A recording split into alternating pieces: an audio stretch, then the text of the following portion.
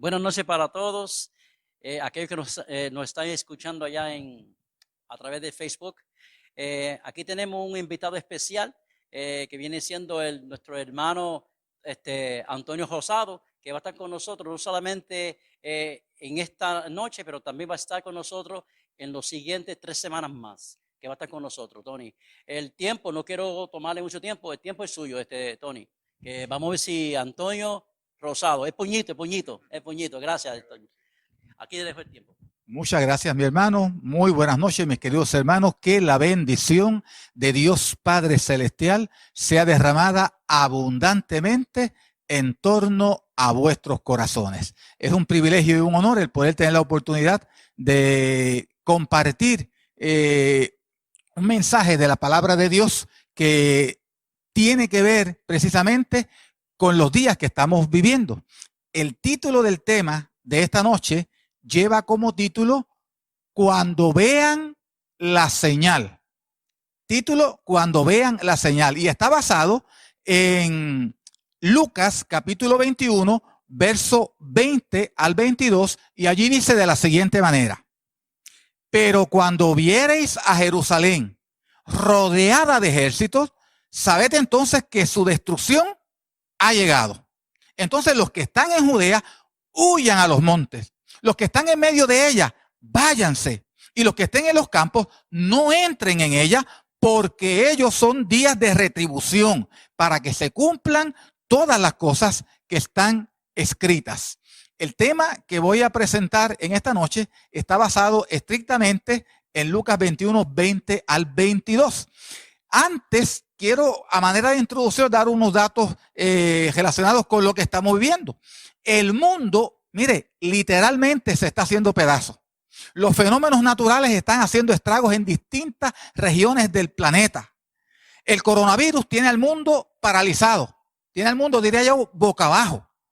Ha habido ya cerca de 34 millones de personas infectadas en el mundo, y de esos 34 millones ya han muerto más de 1 millón de personas. Esto ha provocado cambios en todo el orden social en el mundo. Las aerolíneas están en graves problemas porque ya la gente no se atreve a viajar. Grandes empresas han tenido que cesar sus labores. Estados Unidos solamente perdió en la pandemia, o ha perdido en la pandemia, cerca de 22 millones de empleos. Esto es algo absolutamente increíble. Millones de personas en otras partes del mundo también están perdiendo sus empleos. La economía va por un abismo sin fin. Reina la incertidumbre en toda la humanidad. Ahora, ¿qué es lo que está sucediendo en nuestro planeta? ¿Qué es lo que está ocurriendo? Bueno, Ellen G. White, en la Review and Herald de noviembre 23 del año 1905, ella escribió algo que describe lo que estamos viviendo hoy nosotros, lo que estamos palpando, las experiencias que estamos teniendo.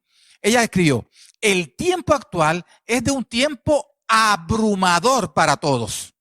Dirigentes y estadistas, hombres que ocupan posiciones de confianza y autoridad, hombres pensadores y mujeres de toda condición tienen su atención concentrada en los acontecimientos que están ocurriendo a nuestro alrededor. Ellos observan las relaciones tensas e impacientes que existen entre las naciones y observan la intensidad que se está apoderando de todos los elementos terrenos y reconocen, escuche bien, reconocen que algo grandioso y decisivo está por ocurrir en el mundo y que el planeta se encuentra al borde de una crisis de estupendas proporciones. Observe cómo hace más de 100 años la sierva del Señor describió lo que hoy el mundo está viviendo, las experiencias que el mundo está teniendo y la reacción que está provocando en los seres humanos. En el libro Eventos para los Últimos Días, página 16, dice: alcen la voz los centinelas ahora y den el mensaje que es verdad presente para este tiempo. Mostremos a la gente dónde estamos parados en la historia profética. En esta noche nos proponemos mostrar dónde estamos parados en esa historia profética que estamos viviendo. Pareciera que este virus maléfico que ha surgido supuestamente allá en China, pareciera que este virus llegó para recordarnos dónde estamos parados en la historia profética. El coronavirus, usted sabe que tiene rodeado al mundo. No hay un rincón en el planeta donde no haya coronavirus. Ahora, cuando usted va al libro de Mateo, capítulo 24, versículo 7, versículo 8, usted ha leído muchísimas veces este texto. Y allí dice, porque se levantará nación contra nación y reino contra reino. Y hemos visto a lo largo de la historia de la humanidad que sí se han levantado naciones contra naciones y reinos contra reinos. Luego voy a saltar la próxima parte para dejarla para el final. Luego dice, y habrá hambre. Y hemos visto que en África hay hambre, Haití hay hambre, y en otros lugares dispersos hay hambruna. Hay personas que no tienen con qué alimentarse. Y dice, y habrá terremotos en diferentes lugares. Y hemos visto que viene un gran terremoto aquí en América, después hace otro por allá por Asia, después hace otro por allá en Alaska, y vemos terremotos en distintos lugares. Pero el texto dice, y habrá pestes. La palabra pestes es lo mismo que pestilencia, que bíblicamente hablando significa enfermedades. Y cuando nosotros analizamos lo que estamos viviendo con el coronavirus, que es una enfermedad provocada por un virus, entonces nos damos cuenta de que este evento que estamos viviendo tiene al mundo rodeado, porque ha acaparado al planeta Tierra de una sola vez. Es como un pulpo con muchos tentáculos que corre a todo el planeta. Así que las otras señales de Mateo 24 eran en distintos lugares, distintas regiones, pero este virus está acaparando al planeta entero. Y lo triste del caso es que el texto dice en el versículo número 8, y esto será principio de dolores. Así que si esto es principio de dolores, no podemos esperar que las cosas vayan a mejorar en el futuro porque estamos comenzando con el problema. Ahora, yo quiero volver al texto que yo les traje al principio. Dice, y cuando veáis a Jerusalén rodeada de ejércitos, sepan que pronto será destruida. Entonces los que están en Judea, huyan a las montañas. Los que estén en Jerusalén, salgan de la ciudad. Me detengo aquí un momentito. Jerusalén era la capital de Judea. Jerusalén, capital de Judea. Y aquí dice que cuando veas a Jerusalén rodeada de ejércitos, que salgas de la ciudad. La pregunta que yo me hago es, ¿cómo yo puedo salir de la ciudad si la ciudad está rodeada? ¿Cómo yo puedo salir de esta iglesia, de este lindo templo, si el templo está rodeado por tanques de guerra dispuestos a asesinar a cualquiera que salga? Sin embargo, Jesús le dijo a los discípulos, cuando vean a Jerusalén rodeada, salgan de Jerusalén.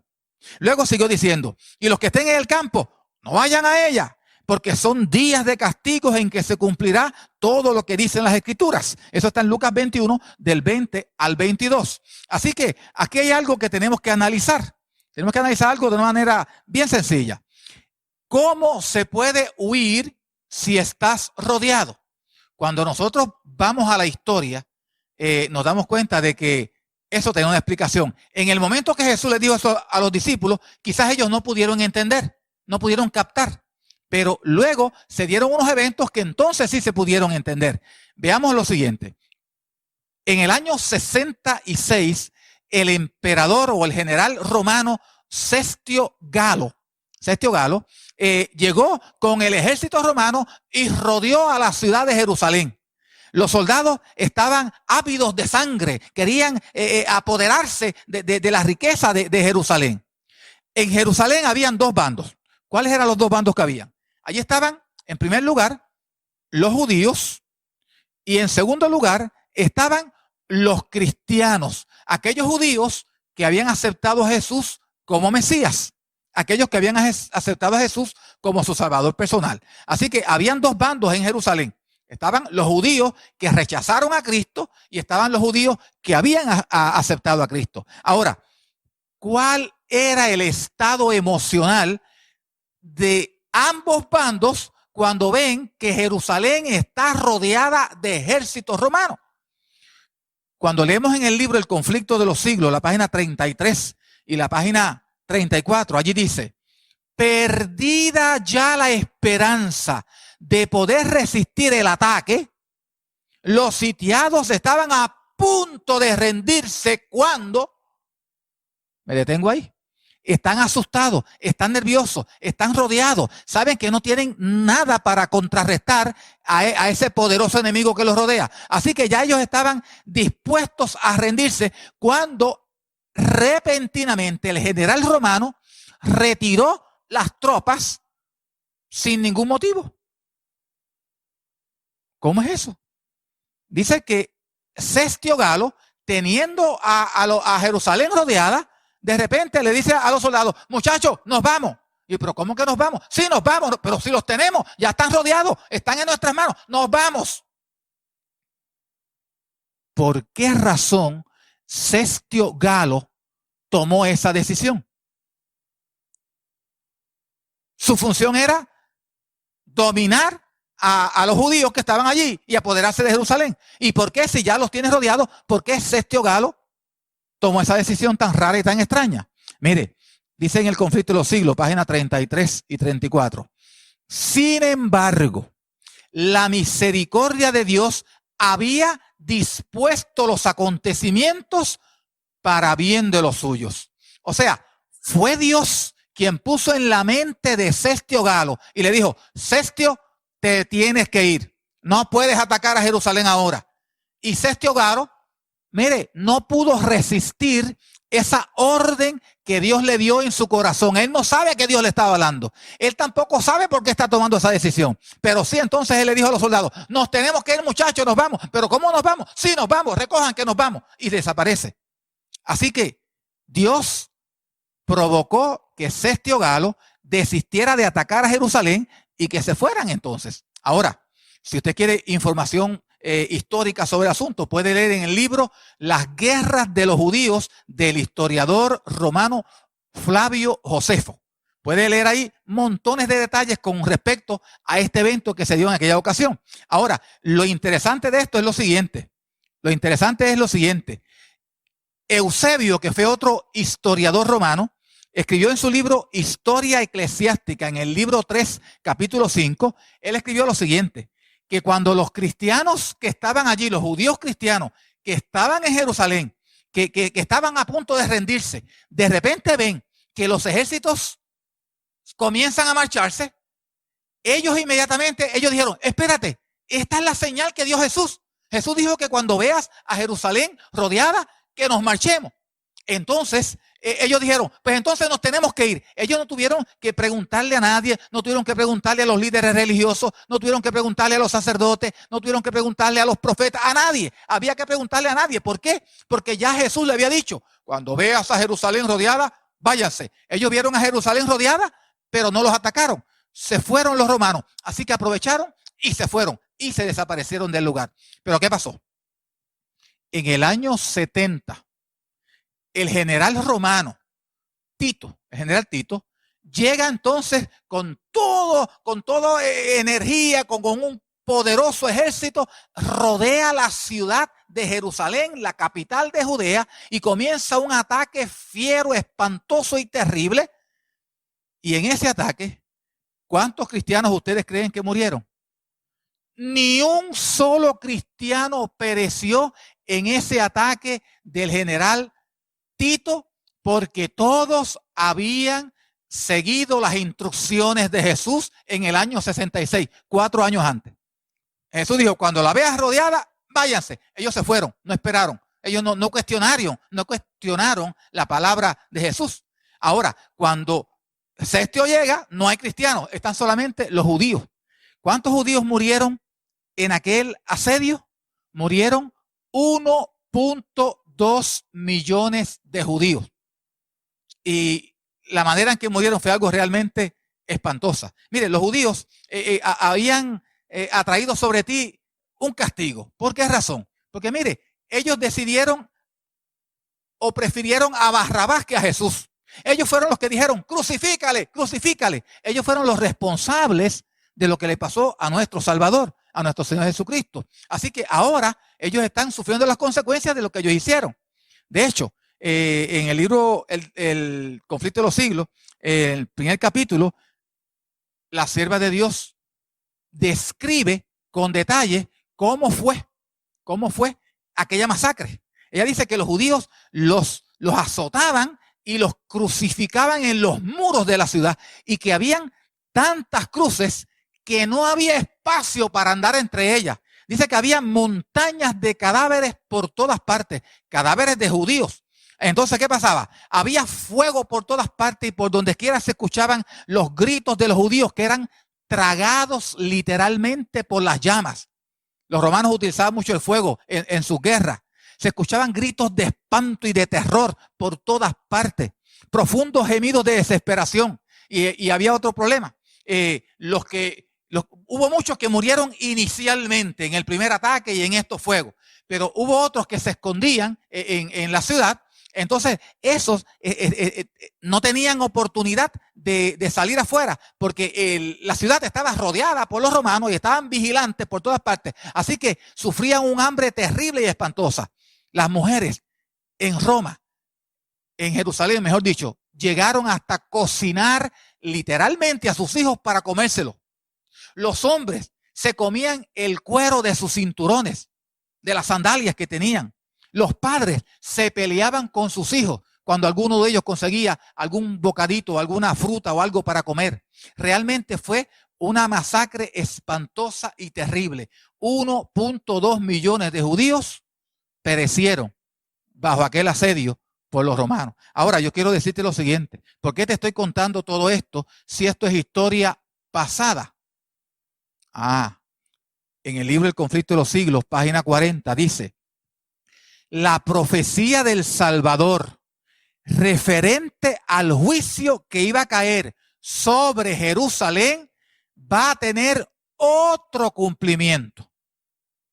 Y luego dice: y la terrible desolación del primero no fue más que un pálido reflejo de lo que será el segundo. Esto nos está diciendo de manera clara que va a haber un segundo evento, pero que este segundo evento, parecido al de Jerusalén, este evento va a ser a nivel global y va a ser mucho más espantoso que el primero, porque dice que el primero fue solamente un pálido reflejo. Por lo tanto, entonces nosotros, si tenemos esa luz que nos alumbra, debemos entonces hacer los preparativos para estar firmes como una roca, aferrados a nuestro Señor Jesucristo.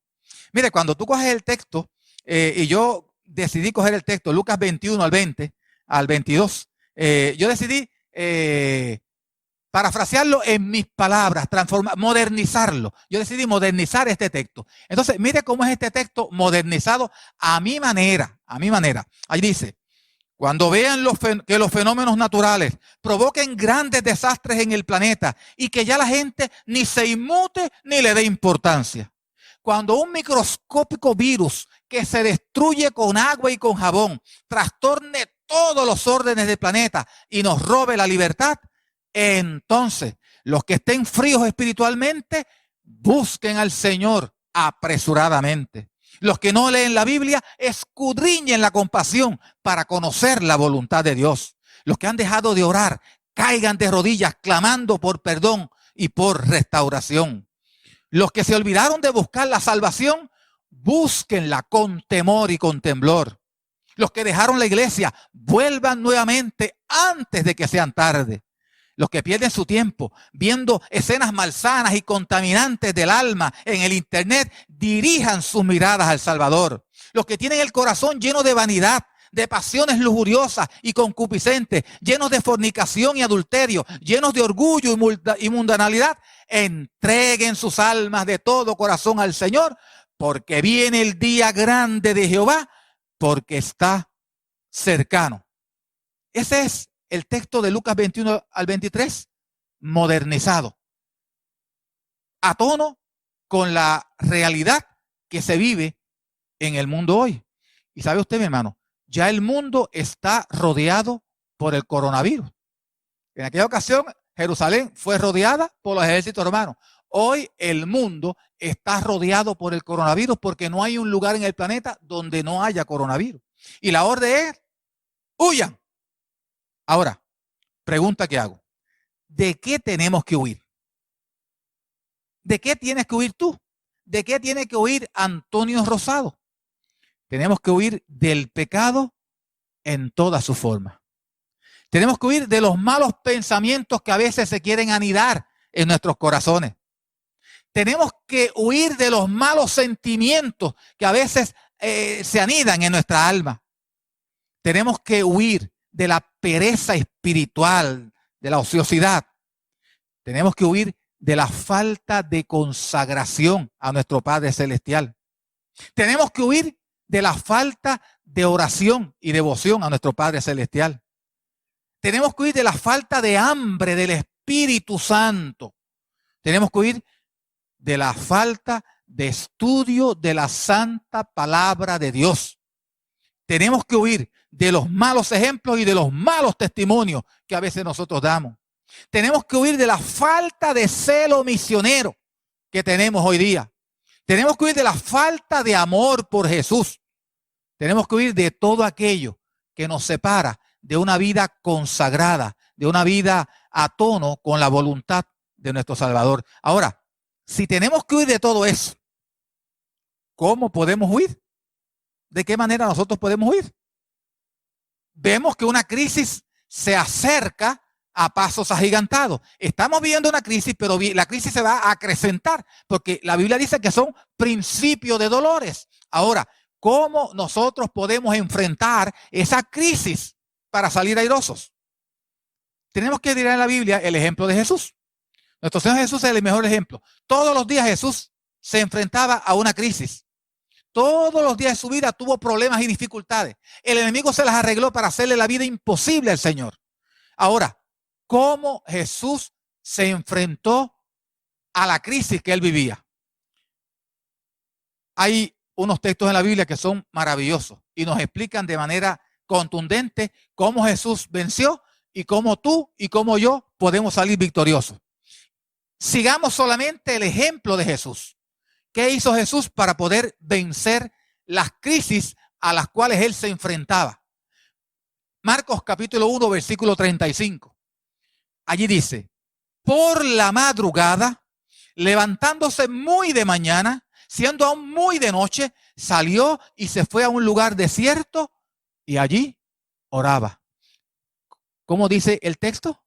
Dice que Jesús tenía como costumbre levantarse bien temprano en la mañana cuando era muy, pero que muy oscuro. Me imagino que quizás se levantaba a las 4 de la mañana, quizás 4:30 de la mañana o quizás antes, no sabemos, no tenemos idea. Pero sí sabemos que era bien oscuro, así que faltaba mucho para que saliera el sol. Y ahí él derramaba su alma a Dios y le pedía al Señor unción del Espíritu Santo y sabiduría para poder salir airoso en la batalla espiritual que le esperaba durante el día. Ahora, ese era el ejemplo en la madrugada. ¿Cómo debe comenzar el día un hijo de Dios? Dice en Proverbios 8:17, yo amo a los que me aman y me hallan los que madrugando me buscan. Así que el escritor de Proverbios sabía que había algo maravilloso y especial en madrugar para buscar a Dios, en madrugar para estar en comunión con Él. Así que Él lo plasmó de esa manera en el libro de Proverbios. Yo amo a los que me aman y me hallan los que madrugando me buscan. Quizás entonces nosotros debemos empezar a madrugar con el fin de ponernos en comunión con Dios y estar preparados para las crisis que nos enfrentemos en el día.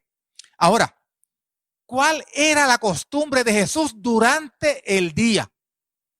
Mire lo que dice Lucas 5:15 al 16. Allí dice, pero su fama se extendía más y más, y se reunía mucha gente para oírle y para que lo sanase de sus enfermedades.